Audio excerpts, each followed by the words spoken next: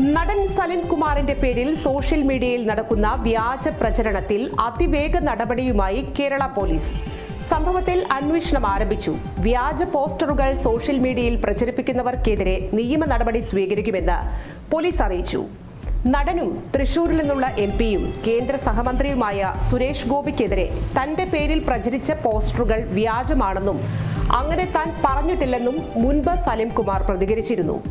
രാഷ്ട്രീയമായി വ്യത്യസ്ത ചേരിയിലാണെങ്കിലും വ്യക്തിപരമായി അങ്ങയുടെ വിജയത്തിൽ സന്തോഷിക്കുന്നു, അഭിനന്ദനങ്ങൾ സുരേഷേട്ട എന്നായിരുന്നു അന്ന് സലിം കുമാർ കുറിച്ചത്.